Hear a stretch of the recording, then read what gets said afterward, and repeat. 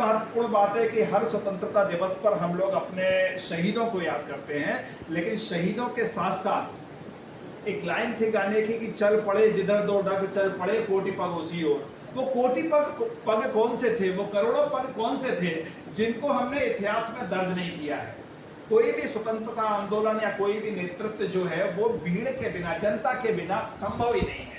तो वो जो करोड़ों लोग जिनका नाम नहीं लिखा गया है, चाहे वो चंपारण का आंदोलन ले लीजिए, चाहे आप भारत छोड़ो आंदोलन की यात्रा ले लीजिए, चाहे आप दांडी यात्रा ले लीजिए, चाहे आप अमृतसर का जलियांवाला कांड ले लीजिए, या कोई भी रहा हो, उसमें जो करोड़ों लोग हैं हम उनको भी याद करें। उनके सहयोग के बिना ये इतना बड़ा आंदोलन, इतना बड़ा यज्ञ संभव नहीं था।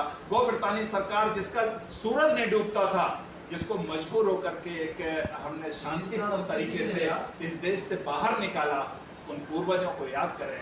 आज के दौर में इतना हल्कापन आ गया है कि हम 2 मिनट नहीं लगाते हैं अपने स्वतंत्रता सेनानियों के लिए कुछ भी कहने से।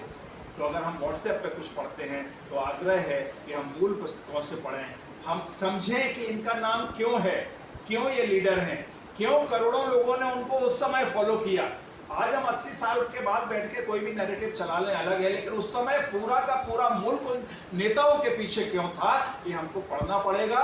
इतिहास लड़ने के लिए नहीं, पढ़ करके आगे बढ़ने के लिए होता है। तो आज हम याद कर रहे हैं अपने स्वतंत्रता सेनानियों को कि उन्होंने हमको इस तरह दिया, हम और तरक्की करें, हमारा देश का परचम आगे लहराए, हम आगे बढ़े। अब हम जो काम कर रहे हैं एनआरएमयू में या यूनियन के संगठन में, वो भी हम एक तरीके की मानसिक जो गुलामी का माहौल बना उससे बाहर निकलने की बात कर रहे हैं। हमारे जो अधिकार हमारे संविधान के माध्यम से हमको दिए गए हैं वो अक्षरता हमको पूरे मिलना चाहिए। उस यज्ञ में हम लोग काम कर रहे हैं। हमारा कॉमरेड रेणु पी नायक का नेतृत्व है, हमारा संगठन का इतना बड़ा नाम है।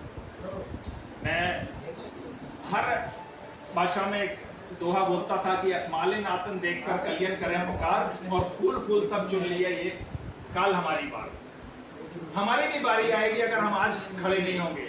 लेकिन जो कबीर का समय था वो आध्यात्मिक समय था, ये अब उतना लपेट करके सुनने वाला समय नहीं है। तो मैं 2 लाइन बोल करके अपनी बात खत्म करूंगा कि हमको करना क्या है।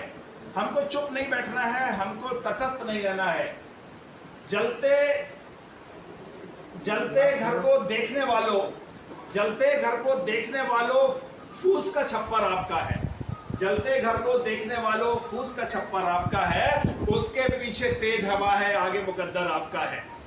उसके कत्ल पर मैं भी चुप था, मेरा नंबर आ जाया, मेरे कत्ल पर तुम भी चुप हो, अगला नंबर तुम्हारा है। तो हम सबको ऐसा नहीं करना है कि हम दूसरे की पीड़ा में शामिल ना हो, दूसरे की पीड़ा के समय बोलना है। तो निश्चित तौर पर जब हमारा वक्त आएगा, हमारे वक्त में लोग खड़े होंगे। ये देश का एक एक नागरिक हमारा है। ये भारत माता चित्रों तक सीमित नहीं है, भारत माता ये धरा है। यहाँ पेड़ पौधे, पक्षु, केंचुआ, छिपकली, आपका बिल्ली, चूहा, सब भारत माता की संतान है। हमें नैसर्गिक तौर पर सबका सम्मान करना है, पृथ्वी के एक एक प्राणी को साथ लेके चलना है, तभी मेरी भारत माता स्वाभिमान के साथ, गर्व के साथ हो सकेगी। सीमाएं सुरक्षित रखना है, अपना स्वाभिमान सुरक्षित रखना है, संविधान की मूल भावना कि भारत के नागरिक की गरिमा को सुरक्षित रखना है। और गरिमा को सुरक्षित रखने के लिए हमारा संगठन, हमारा महामंत्री, हम सब काम कर रहे हैं। इस काम को हमें आगे बढ़ाते रहना है। भारत माता की जय, भारत माता की जय, वंदे मातरम, वंदे मातरम।